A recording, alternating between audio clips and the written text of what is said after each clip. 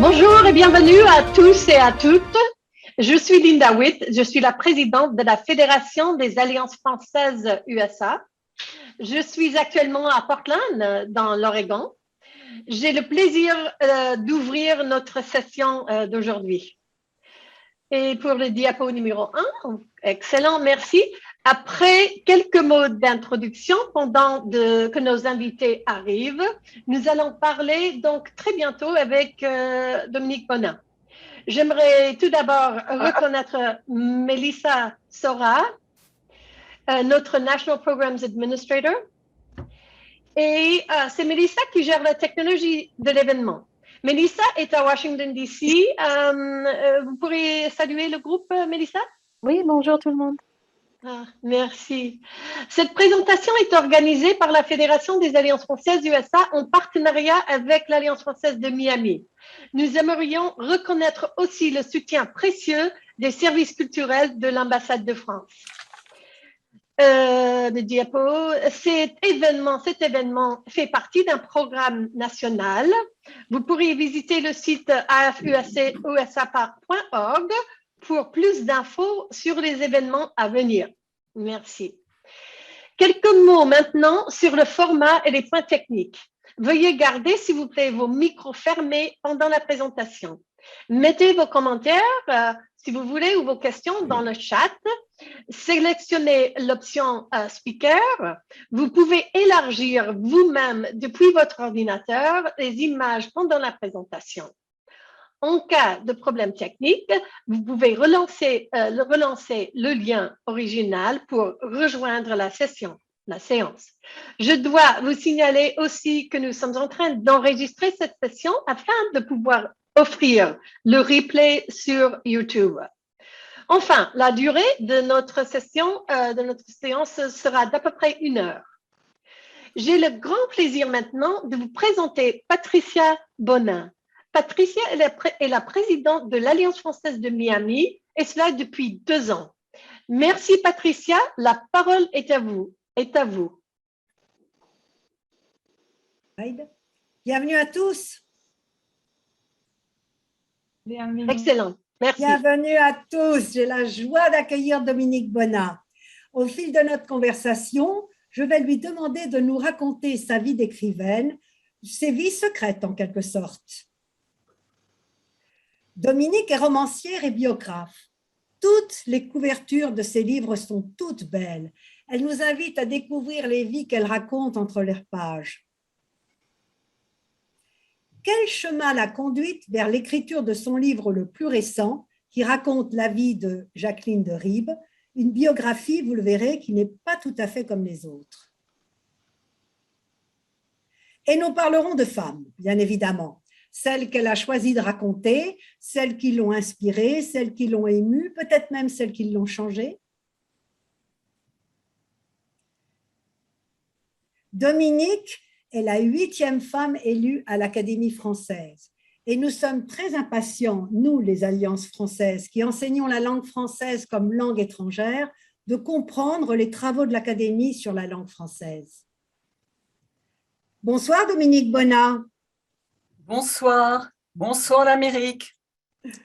Bonsoir, bonsoir et merci d'avoir répondu à l'invitation de l'Alliance française Miami Métro et de celle de toutes en réalité les Alliances françaises des États-Unis à travers la fédération. L'Amérique, Miami, c'est important pour vous? L'Amérique, c'est très important pour moi parce que j'ai un lien familial avec elle.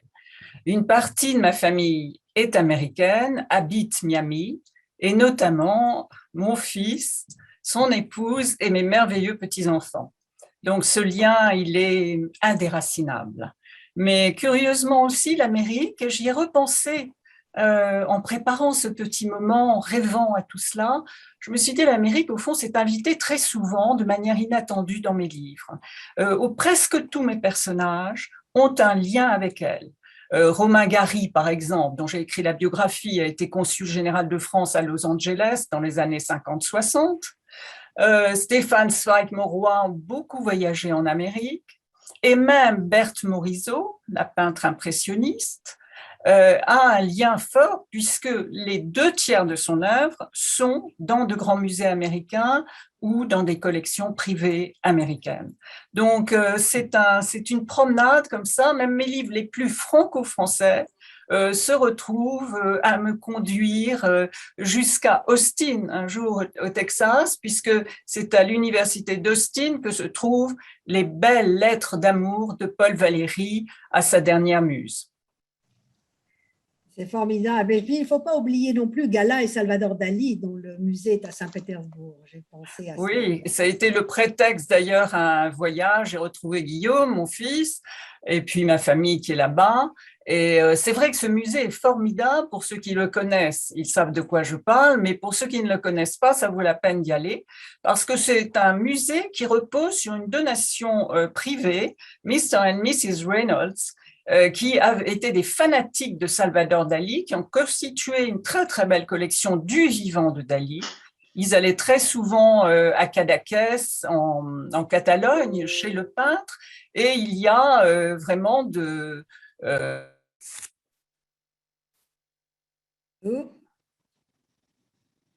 Nous avons perdu le son? Est-ce que nous avons perdu le son? Non, c'est... Oui. Voilà, c'est bon, merci. C'est bon. Oui. Dominique, tu m'entends?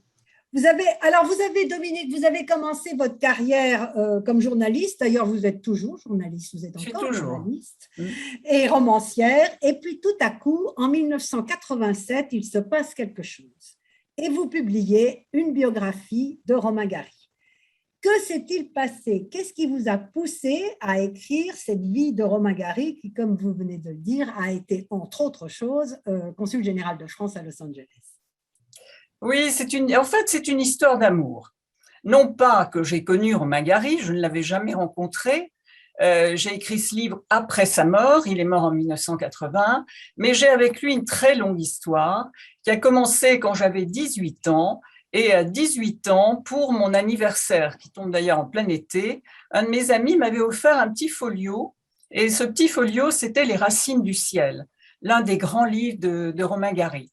Et en fait, c'est à travers ce livre que je suis tombée amoureuse de Romain Gary. Pour la première fois, je crois, j'étais très jeune à ce moment-là, la vie s'ouvrait à moi à travers l'aventure extraordinaire qu'il racontait. Je ne sais pas si beaucoup de lecteurs là, de Romain Gary sont présents autour de leurs petits écrans, mais l'histoire des Racines du ciel, c'est quand même très beau. C'est un roman pionnier de l'écologie et de la sauvegarde de la nature à travers l'histoire de Morel, qui est le héros des Racines du ciel, et qui, lorsque le roman commence, sort d'un camp de concentration. Et il part pour l'Afrique, car il a une dette envers les éléphants. Ces éléphants l'ont sauvé de la misère, de l'effroi, de la peur, même de la torture, parce que quand il était enfermé dans son camp de concentration, il avait pour seule protection le rêve. Et il imaginait les troupeaux d'éléphants parcourant la savane. Et c'est sur ce rêve que Morel va construire sa destinée en Afrique. Voilà. Et j'ai trouvé que cette histoire était tellement belle. En plus, il y a dans ce livre l'écriture de Romain Gary, qui est une écriture généreuse, qui est une écriture qui vous fait entrer à plein dans la passion. Et puis, il y a des très beaux personnages, et notamment un personnage de femme qui est certainement pour moi l'un des plus beaux de la littérature française au moins, et qui s'appelle Mina, et qui est une prostituée qui vit elle aussi en Afrique et qui, bien sûr, va tomber amoureuse du lointain Morel. Alors en fait, c'est comme ça que j'ai eu envie d'écrire une biographie, parce que je me suis dit, mais au fond, qui est cet écrivain, qui est cet homme extraordinaire capable de raconter cette histoire? J'ai eu envie de savoir qui il était, et j'ai pris mon stylo et puis surtout une valise, parce qu'il fallait aller à la rencontre de Romain Gary. Et ça, c'était quand même très compliqué. Je n'avais pas choisi le sujet le plus facile pour ce premier exercice de biographe. Oui, et bon, bien que vous ayez écrit d'autres romans, disons après la biographie de Gary, d'ailleurs vous avez reçu le prix Interallié, le prix Renaudot pour des romans qui sont venus après, donc vous allez sans doute nous parler aussi, vous êtes devenue une biographe. Vous êtes devenue une biographe et pourquoi est-ce que vous privilégiez cette forme d'écriture maintenant? En fait, au départ, le goût d'écrire, c'est celui de raconter des histoires. Je crois que dans ma vocation a beaucoup compté dans mon enfance la voix de mon père. La voix de mon père, c'était une voix de conteur. À la maison, il racontait des histoires qui lui venaient de sa grand-mère, de son arrière-grand-mère. C'était des histoires de village avec des animaux qui prenaient le train, qui voyageaient dans les contrées du sud de la France. Et cette voix, elle m'habite encore. En fait, ce que j'aime dans les livres, c'est ça, c'est-à-dire que tout d'un coup, on est là avec des personnages vivants, qu'ils soient de la fiction ou réinventés par la biographie. Donc, c'est cette démarche-là qui a été importante. Mais j'ai glissé, sans même m'en apercevoir, en fait, du roman à la biographie, parce qu'au fond, les deux genres consistent dans la même aventure. C'est toujours mettre en scène une destinée. Que ce soit un homme, une femme, un enfant, c'est une destinée humaine. Et donc, la construction est à peu près identique. Il faut camper le décor, il faut expliquer l'époque, c'est extrêmement important, replacer l'individu dans son époque, et puis lui laisser un peu la bride sur le cou. Il ne faut pas le juguler complètement, le personnage de la biographie. Et à un certain moment, sans que je le veuille vraiment, parce que tout ça n'est pas rationnel, tout ça est pétri d'inconscient, de hasard sans doute. La biographie, c'est vrai, a pris le pas sur le roman et je crois qu'aujourd'hui, le roman me fuit, ou bien c'est moi qui fuis le roman, bien que j'en lise énormément. Mais pour écrire, j'ai trouvé cette expression de la biographie, car qu'est-ce qui est plus beau qu'une vie vraiment vécue? Une vie qui est c'est pétri de la glaise de la vie. C'est extraordinaire d'écrire une biographie. Donc, je pense que ces vies biographiques, pour moi, valent tous les romans de la Terre. D'ailleurs, je me dis que si dans un roman, j'avais inventé certains épisodes, par exemple, Romain Gary, 2 fois prix Goncourt, qui s'invente un autre personnage, les amours de Paul Valéry à la fin de sa vie, l'amour, la passion de Camille Claudel pour Rodin, tout ça est démesuré, c'est extraordinaire, et pourtant c'est vrai. Donc c'est ce que j'aime dans la biographie, c'est cette rencontre entre la vérité de la vie et en même temps la passion et la démesure de la passion. Il y a déjà des auditeurs qui tout de même voudraient vous entendre parler de vos romans. Et je viens de voir en particulier quelqu'un qui demande que vous parliez du manuscrit de Port Ébène. Et c'est vrai que parlant de l'Amérique, vous avez écrit Argentina, vous avez écrit des romans sur cette partie-ci du monde. Alors peut-être voudriez-vous nous raconter un petit peu ces histoires?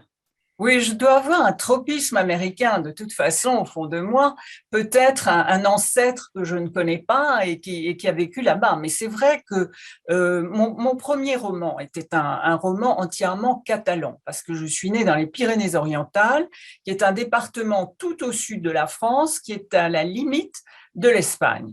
Donc ça, c'était le premier roman. Mais le deuxième, je suis partie pour l'Argentine. Je n'avais jamais vu l'Argentine, je n'y avais jamais voyagé, mais mon mari, Philippe, voyageait énormément justement dans cette partie du monde. Et puis il me disait toujours, j'avais 20 ans, 22 ans, il me disait toujours, je t'emmènerai à Ushuaia. C'était comme une promesse, vraiment, je rêvais de ça. Je t'emmènerai à Ushuaia. Et il me décrivait notamment un hôtel extraordinaire au bord du détroit, tout au sud. Ushuaia, c'est la terre de feu.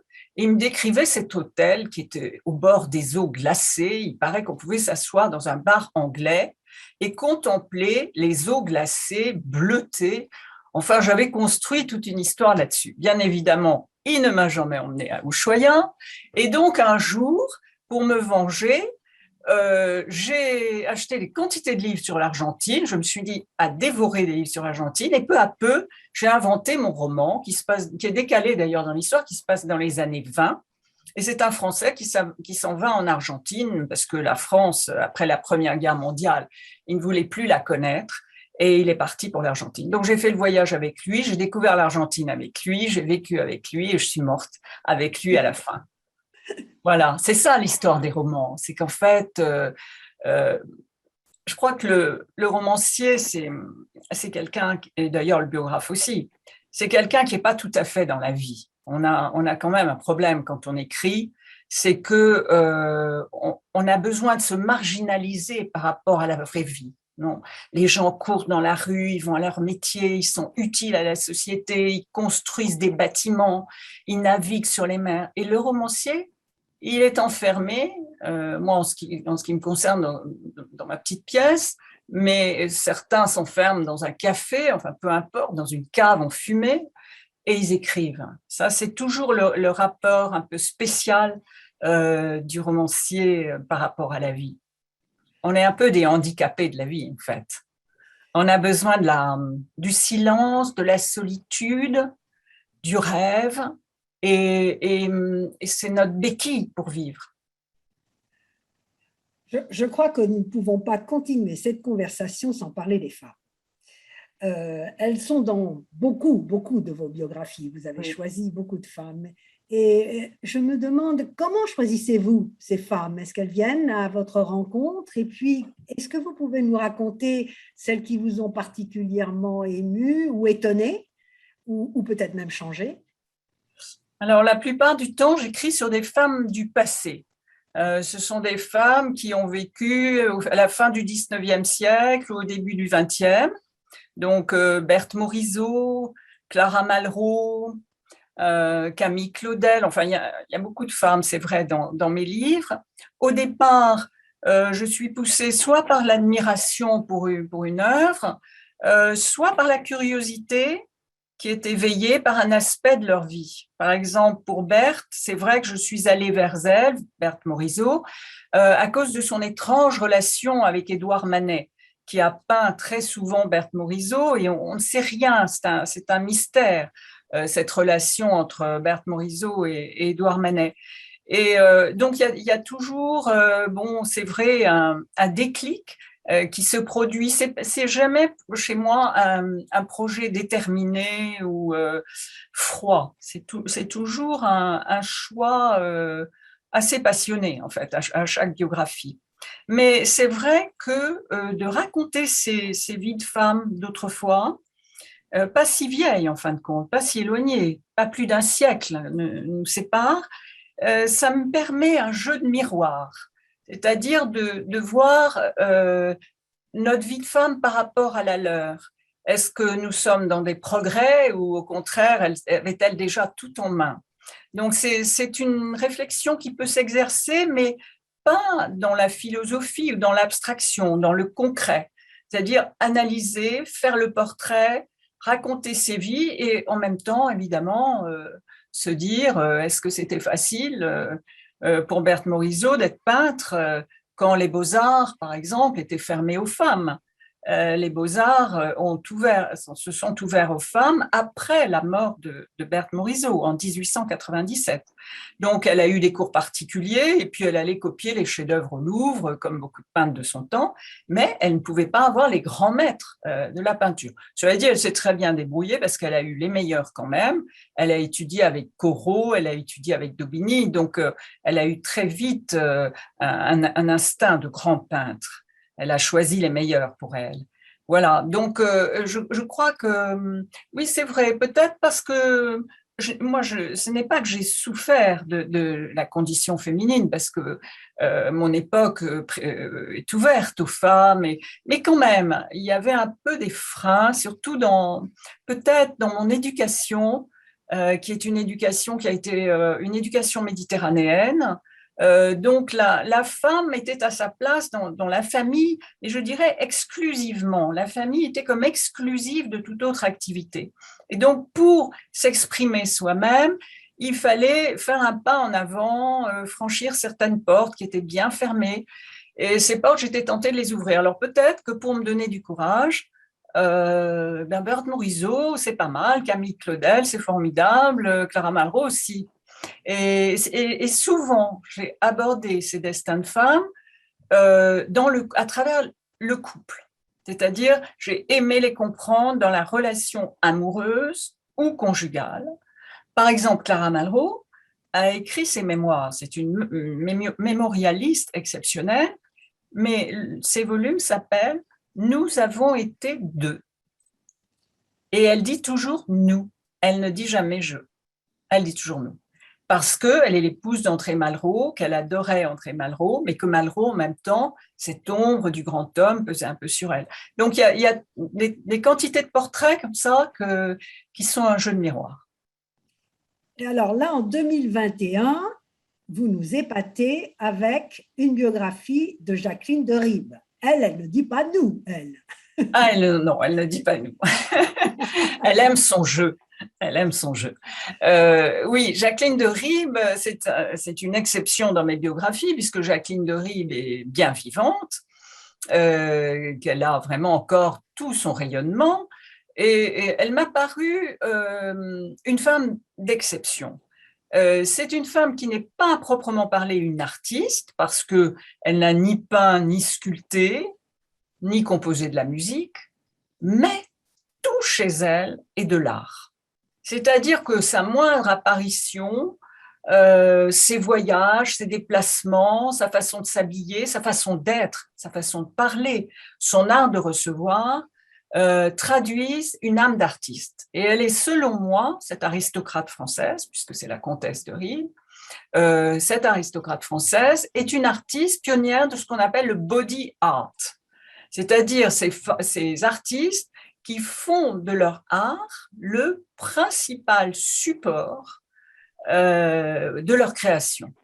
Donc, elle a par son attitude, par son maquillage, par ses coiffures, elle est une artiste de soi SOI ou de soi SOIE, comme on veut. Elle est dans le luxe, dans le raffinement. C'est une image en même temps un peu proustienne, parce qu'elle évoque ce personnage de Marcel Proust dans La recherche du temps perdu, qui est la duchesse de Guermantes, qui était elle aussi une femme fascinante, mais qui, au fond, ce que j'ai décrit dans ces 500 pages, c'est un sillage, c'est un scintillement de femme.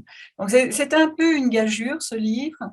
Et là encore, l'Amérique m'a aidée, car Jacqueline de Ribes a eu droit à une exposition au Metropolitan Museum de New York en 2015, et en 2017, son visage a été projeté sur l'Empire State Building pour les 150 ans du Harper's Bazaar, le fameux magazine de mode américain. Et donc, lors de cette projection, et ça c'est quand même très amusant, lors de cette projection, il y a eu sur l'Empire State Building toutes sortes d'icônes, des femmes icônes, donc Marilyn, Liz Taylor, Audrey Hepburn, Kate Moss, Kim Kardashian, etc., etc. Toutes anglo-saxonnes. Il y avait principalement des Américaines, des Anglaises, il y avait une Suédoise et une Française. Ni Catherine Deneuve, ni Adjani. C'était Jacqueline de Ribes. Alors ça m'a vraiment intriguée. Je me suis dit, là, il y a quelque chose de vraiment étrange, parce que Jacqueline de Ribes, voilà, elle n'a pas joué au cinéma. Donc, cette espèce de mythologie mystérieuse, ça m'a intriguée, et voilà. Et donc, j'ai écrit cette biographie, mais là, j'ai écrit une biographie, alors, avec entièrement des inédits, des archives privées. Elle a accepté d'ouvrir sa maison, ses archives, voilà, des trésors de photos, des photos extraordinaires. Alors là, justement, c'était un peu différent comme exercice, parce que c'était une personne vivante. C'est la première fois que vous écriviez une biographie d'une personne vivante que vous avez rencontrée. Oui. Quelle est la différence là? Alors, la différence, au fond, pour le biographe n'est pas si grande, mais c'est quand même un exercice difficile. Pourquoi? Parce qu'au fond, le plus grand souhait du biographe, c'est d'approcher au plus près son personnage. le principal effort, c'est d'aller tout près, c'est d'aller dans l'intimité. Et là, j'étais dans l'intimité, le biographe avait affaire à un personnage vivant. Qui se donnait, mais parfois qui se cachait, qui acceptait de dire des choses, qui en retirait d'autres. Donc, il y avait ce jeu entre nous qui a été parfois très compliqué, parce qu'évidemment, elle se protégeait, moi, j'allais de l'avant, donc il y avait un exercice là assez difficile. Mais bien, c'était bien. Donc, nous avons beaucoup d'écouteurs qui veulent bien sûr entendre parler de l'Académie française. Donc, nous l'avons dit au début, vous êtes la 8e femme élue à l'Académie française. Quelle est la mission aujourd'hui? Pour nous, ça a à la fois une image prestigieuse et, je dois l'avouer, un petit peu poussiéreuse aussi de temps en temps. Donc, je croyais que vous alliez dire folklorique. Parce que c'est quand même folklorique aussi, parce qu'on a nos costumes dessinés par Napoléon, donc qui sont brodés avec des feuilles d'olivier. Ce sont des feuilles d'olivier qui sont sur nos costumes. On a une épée, ce qui est quand même pas très courant aujourd'hui, de se promener avec une épée. Et puis, on a nos réunions sous cette coupole. Qui est très belle, qu'on doit à Mazarin, qui est donc très ancienne, c'est l'ancien collège des 5 nations. Le symbole est quand même très sympathique de se réunir là, parce que ce collège des 5 nations avait été conçu il y a très longtemps pour recevoir les étudiants de toutes les provinces françaises qui, à l'époque, ne parlaient pas le français, ils parlaient la langue de leur région. Donc, on les faisait venir de toutes les régions de France, on les installait là, et la mission, c'était d'apprendre le français à tous ces étudiants. Et en fait, la mission de l'Académie française est restée la même, c'est-à-dire de célébrer la langue française et surtout d'être, c'est notre mission, le gardien de la langue française. Alors, c'est une mission très, très difficile. Surtout à l'époque des réseaux sociaux, des SMS, etc., de l'écriture inclusive. Enfin, il y a toutes sortes de mouvements aujourd'hui qui font bouillir la marmite. Alors, la langue, elle est très secouée. En même temps, c'est formidable parce que la langue française, depuis l'origine, est en perpétuel mouvement. Ce n'est pas du tout une langue figée. Comme toutes les langues vivantes, elle bouge, elle se modifie, à la fois par le vocabulaire, par la syntaxe. Donc, vous voyez, par exemple, dans le dictionnaire de l'Académie française, c'est la 9e édition du dictionnaire depuis l'origine. L'origine, c'est 1634. Donc là, on est à la 9e édition du dictionnaire. Eh bien, cette 9e édition, par rapport à la 8e, il y a 20 000 mots nouveaux. C'est énorme. On apporte 20 000 mots nouveaux, qui sont des mots de la langue vivante, des mots employés dans la rue, parce que l'Académie ne veille pas sur une langue savante, elle veille à la langue d'usage. Ça veut dire que cette langue qui est le patrimoine de tous les Français, c'est important d'avoir cette conscience-là, c'est que nous avons une langue qui est notre trésor national. Eh bien, cette langue, elle appartient à chacun, et chacun peut vous voyez, ou la démolir, ou au contraire, l'aimer. Et c'est important.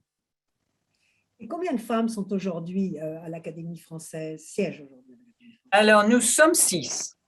Nous sommes 6 sur 40. Donc, on n'est pas encore dans la parité à l'Académie française, mais c'est un progrès, puisque la première femme qui a siégé à l'Académie française, c'est Marguerite Yourcenar en 1981, si je ne me trompe pas d'année. Donc, c'est très récent, l'histoire des femmes à l'Académie française. On doit beaucoup l'entrée de Marguerite Yourcenar à Jean d'Ormesson, qui a mené la bataille. Bon, bien sûr, il a entraîné avec lui beaucoup d'académiciens, mais il a trouvé en face une vraie opposition. Donc, ça n'a pas été une élection qui allait de soi. Et voilà. Et encore aujourd'hui, je pense que l'Académie campe quand même a campé longtemps, plus exactement, sur des positions anciennes quand elles concernent la féminisation. la féminisation, par exemple, des métiers, des fonctions des femmes. Vous savez, longtemps, on disait cette femme est avocat, cette femme est président, cette femme est, etc. Bon. Et là encore, il a fallu pas mal batailler pour que l'Académie accepte de reconnaître que la féminisation est en marche dans la société française et que par conséquent, il serait bon que le vocabulaire reconnaisse cette féminisation.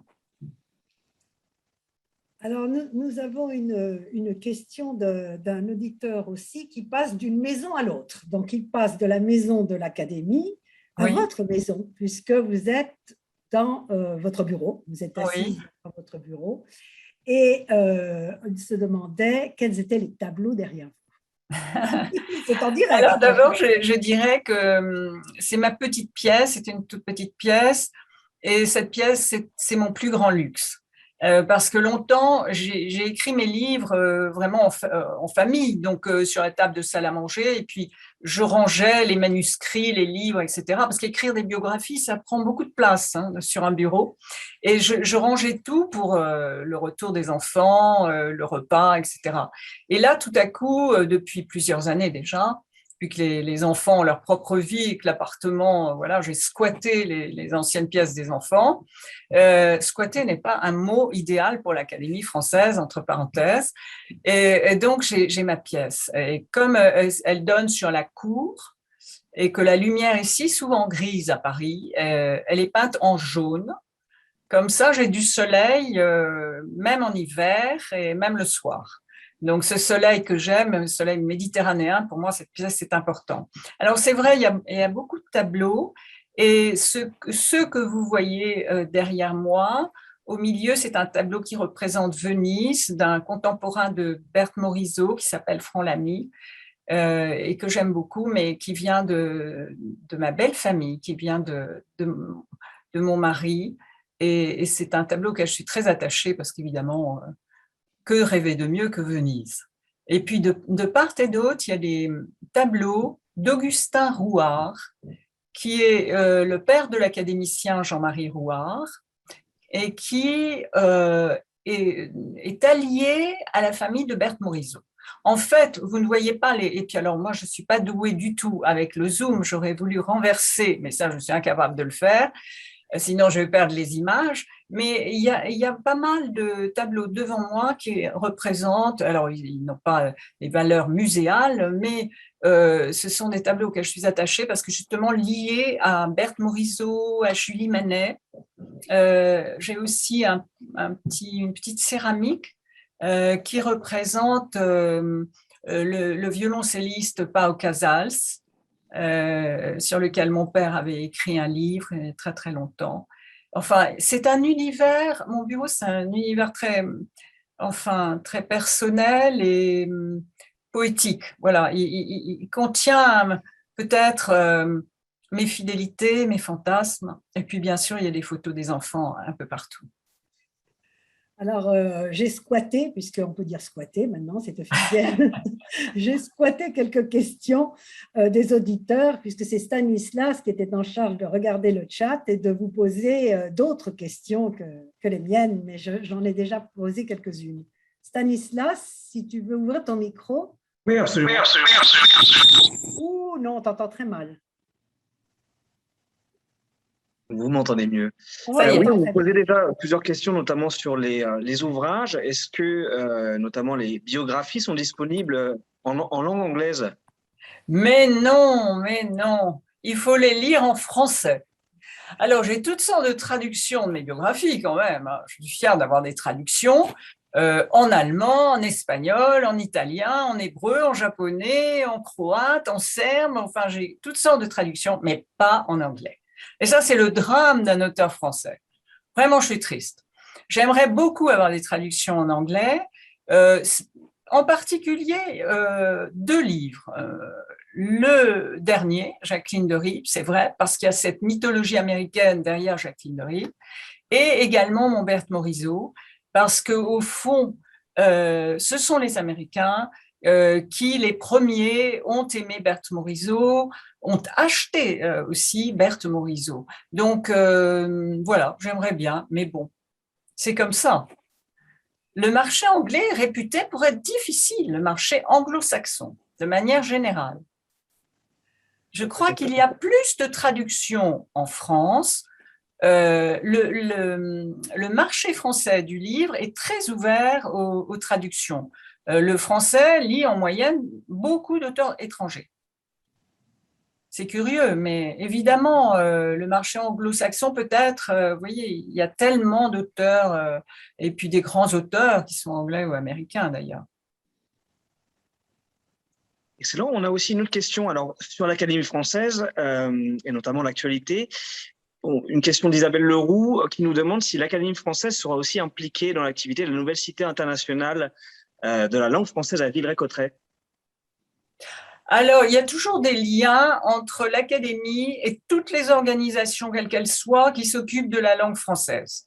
Mais ce ne sont pas, comment dire, des liens officiels et l'Académie reste, vous voyez, un petit peu en dehors. Elle fonctionne différemment, mais il y a toujours un dialogue possible.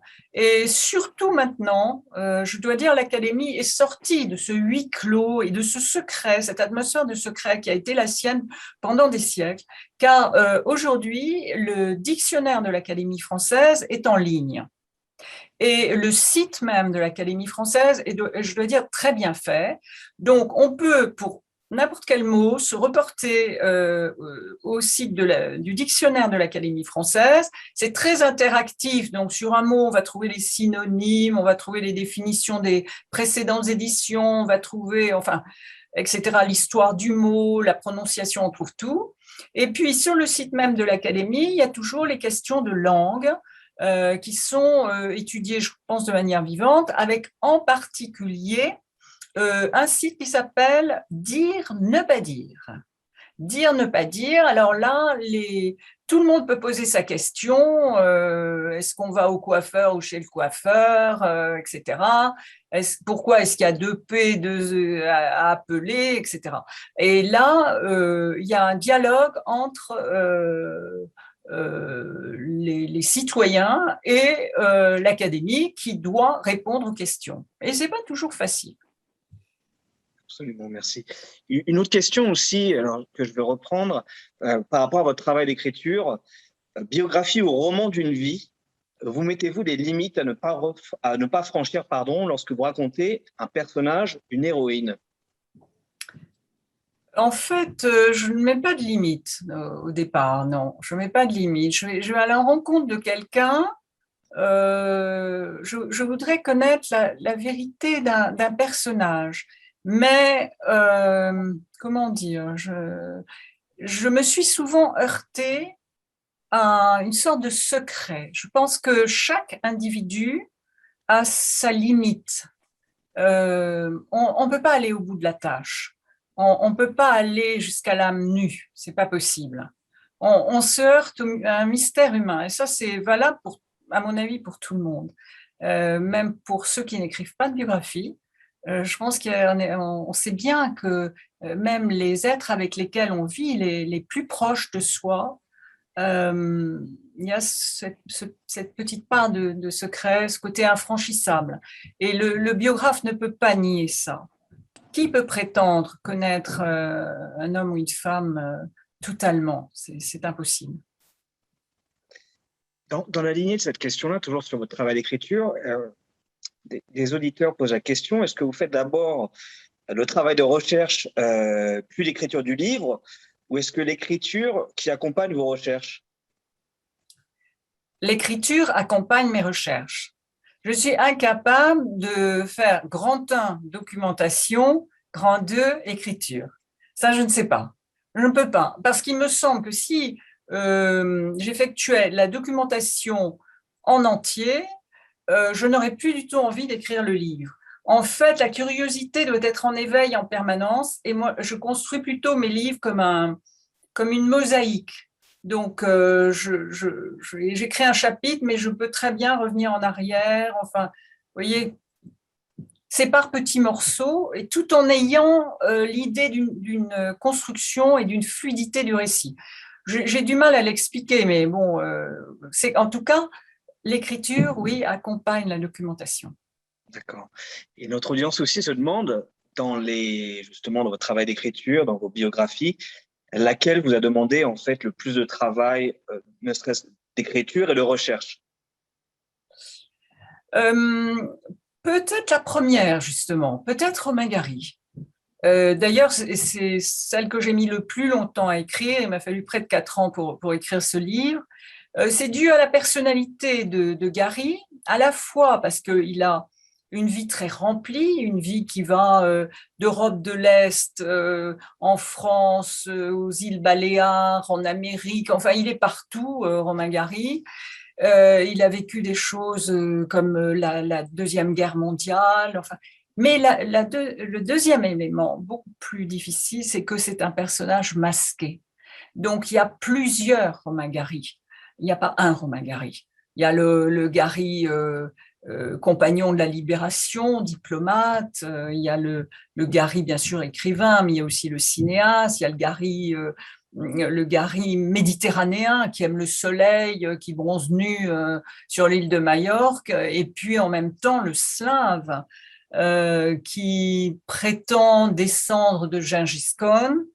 Et donc, avec ses yeux très clairs, dans ce visage buriné qui fait ça, il était très beau, Romain Gary, mais il y a ce mystère des origines, ce mystère des vocations, la mère de Romain Gary, sa mère adorée qu'il a érigée en légende, qu'il a très bien racontée dans La promesse de l'aube, mais qui certainement a été un des éléments de cette construction du personnage. Donc c'était une biographie difficile, mais c'est toujours un peu une aventure quand même, la biographie. Et surtout, il faut arriver à se défaire, le plus difficile c'est ça, se défaire de sa coquille, sortir de son époque, sortir de sa maison, sortir de soi, quoi, pour essayer d'aller vers quelqu'un d'autre. Et ça, c'est la démarche biographique qui est aussi la démarche romanesque finalement. D'accord. D'autres questions aussi également. Alors, on nous demande si vous allez travailler aussi sur une autobiographie. Un peu, parce que, mais à ma façon, je suis assez pudique, je crois. Peut-être qu'à force d'écrire des biographies, je me protège finalement. J'étends mon jardin secret. Mais j'ai écrit un livre qui s'appelle Mes vies secrètes. Et dans Mes vies secrètes, je raconte quand même beaucoup de choses. En tout cas, oui, je raconte ce lien avec l'écriture, comment je suis devenue, comment j'ai écrit des livres, pourquoi. Parce que c'est la question la plus difficile, en fin de compte, c'est pas tellement pourquoi, c'est pas tellement comment écrivez-vous des livres, c'est pourquoi écrivez-vous des livres. Et j'ai toujours eu beaucoup de mal à répondre, et c'est pour répondre à pourquoi écrivez-vous des livres que j'ai écrit Mes vies secrètes. Voilà. Excellent. Et justement sur tout votre parcours d'écriture, une question aussi de nos membres qui nous demandent si vous pensez que vos livres récents sont meilleurs que vos livres du début, que vos premiers pas dans l'écriture. Qu'est-ce que vous pensez de l'évolution de votre écriture? Oui, je pense qu'il y a un métier qui s'installe. Ce métier, je ne l'avais pas vraiment au début.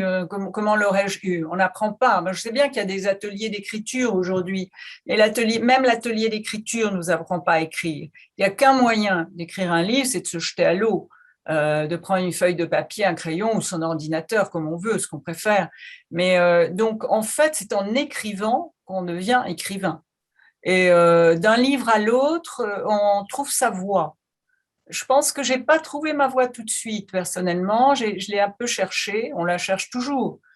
On cherche toujours les mots. Hein. C'est difficile, les mots. Ils vous échappent, ils reviennent. Ça me fait penser à cette définition de Paul Valéry. Elle est très belle. On lui demandait, d'après vous, qu'est-ce que c'est un écrivain? Et il a dit, un écrivain, c'est quelqu'un qui ne trouve pas ses mots. Alors, il les cherche et il trouve mieux. Il y a un peu de ça. Et donc, je pense sincèrement que oui, mes livres sont peut-être plus… Oh, je ne sais pas. Après tout, c'est au lecteur de me le dire si c'est meilleur, pas à moi. Absolument. En parlant de mots, il y a une question aussi, pareil, dans le chat. Alors, je ne sais pas d'ailleurs si je dois dire chat avec ton Il n'y a pas anglicisme. d'autre mot. Oui. Voilà, on vous demande d'élaborer un peu plus sur la modernisation de la langue française. Vous avez évoqué donc que la langue est évolutive. Et qu'est-ce que vous pensez des mots nouveaux des langues étrangères? On sait très bien aussi, bien évidemment, je me permets une petite parenthèse, que dans le français contemporain, de certains endroits aussi en France, il y a aussi l'agrégation, on va dire, de mots nouveaux. Est-ce que ça pose un problème au niveau du patrimoine français et de la langue française? Qu'est-ce que vous en pensez? Tout mot nouveau est envisagé à l'académie, il est étudié, et ce qui importe à l'académie, c'est l'usage que l'on fait du mot. Si cet usage est rare, l'académie ne va pas l'adopter. Si l'usage est très fréquent, si le mot revient sans cesse dans les conversations, dans la presse, dans les livres, etc., à ce moment-là, l'académie s'interroge. Faut-il, oui ou non, accepter tel ou tel mot? Donc, il y a beaucoup de mots étrangers. Là, j'en ai pas à l'esprit. J'aurais dû faire un petit recensement avant, mais je l'ai pas fait. Mais il y a quand même beaucoup de mots étrangers. Parmi les 20 000 nouveaux mots, là, il y a des mots qui viennent d'autres pays, et en particulier de la langue anglaise. La langue anglaise, c'est un petit peu le cauchemar aujourd'hui du français. Je parle de la langue française. Parce que l'anglais, autant le français a rayonné pendant des siècles, au XVIIIe siècle, toute l'Europe parlait français, etc., autant maintenant, la langue la plus couramment usitée dans le monde entier, c'est quand même l'anglais. On parle très souvent anglais en France, on parle anglais quand on voyage, etc. Et donc, évidemment, les mots anglais viennent assez souvent. Donc, faut-il accepter tous ces mots anglais ou au contraire s'en protéger? C'est tout un débat à l'académie. Ce qui se passe, c'est que souvent, au lieu d'intégrer un mot anglais, on va intégrer plutôt un mot franco-anglais, c'est-à-dire un mot anglais déformé par les Français, vous voyez, et qui entre un peu bizarrement dans la langue. Donc là, il y a même actuellement à l'Académie une commission pour l'influence de l'anglais sur la langue française. Vous voyez, il y a vraiment on étudie cet aspect-là, sans du tout vouloir dire, par ostracisme pour dire non, mais au contraire, prendre les mots les plus intéressants, mais pas tous les mots. Quand il y a un mot équivalent, par exemple, ice skating, il y a le mot patinoire ou patiner, alors que maintenant, ice skating, en France, on le dit, vous voyez, je vais ice skating. Alors, on va dire peut-être que patiner, c'est pas mal. Absolument. Toujours pour rester justement sur le sujet de la langue et de l'académie et de la position de l'académie, il y a plusieurs questions qui nous viennent dans le chat par rapport à la position de l'académie sur les langues régionales. Oui. Quelle est justement la position de l'académie? Est-ce qu'elle vise à protéger aussi les langues régionales françaises? Alors, justement, là, il y a un vrai débat à l'académie et la question n'est pas du tout résolue. Les académiciens, je peux le dire, ne sont pas d'accord. Je pense qu'il y a beaucoup d'académiciens qui soutiennent la langue française, au sens langue française doit être exclusivement défendue au sein de l'académie, et quelques académiciens et académiciennes dont je fais partie, qui soutiennent les langues régionales. Je pense que le français a une histoire suffisamment longue, a une histoire suffisamment riche, est une langue vraiment assez épanouie et forte pour accepter justement de ne pas gommer l'héritage des territoires et des régions. Cet héritage est très important. Le français s'est construit avec ces langues régionales. Le français a aussi voulu abolir certaines langues.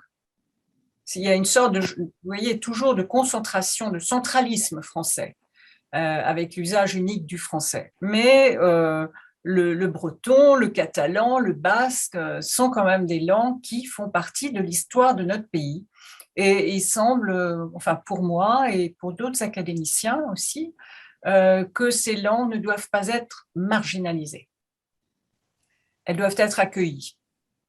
Je voudrais dire donc une ou deux choses. Je voudrais dire d'abord que les livres de Dominique sont disponibles sur Culture Tech USA, et en particulier ceux dont elle a longuement parlé aujourd'hui, donc Le Romain Gary, le dernier, Jacqueline de Ribes, et Mes vies secrètes, qui dans le fond est un petit peu comme de vous rencontrer une deuxième fois, en fait. Si vous lisez sur Culture Tech Mes vies secrètes, vous allez retrouver un petit peu l'ambiance de cette rencontre d'aujourd'hui. Et je voulais savoir si vous aviez quelque chose à ajouter ou quelque chose dont vous vouliez parler que nous aurions oublié de vous demander. Non, pour moi, sûrement, mais j'ai quelque chose quand même à dire. Je voudrais dire merci. Merci Patricia pour cette opportunité qui m'est donnée. Je considère que c'est un honneur de parler comme ça à plusieurs points ensemble en Amérique. Merci à toutes les équipes. J'aimerais vraiment qu'un jour on puisse se parler autrement que par un écran interposé. Et donc mon plus grand souhait, ce serait évidemment que nos frontières s'effacent et que nous retrouvions ce lien que vous avez su créer, toutes ces alliances françaises, parce que c'est ça, vous faites vivre un lien entre l'Amérique et la France. Aujourd'hui, Américains et Français ne peuvent pas franchir leurs frontières, donc mon vœu vraiment, c'est ça, qu'on puisse se retrouver tous ensemble. Et donc, merci aux alliances françaises de l'Amérique, merci pour l'amitié. Bon, alors nous arrivons à la fin de cet entretien. On aurait pu le prolonger encore 1 heure, mais malheureusement, nous arrivons à la fin. Alors, je vais demander à tout le monde d'ouvrir leur micro, de unmute, comme on dit en anglais, pour pouvoir m'accompagner en applaudissant Dominique.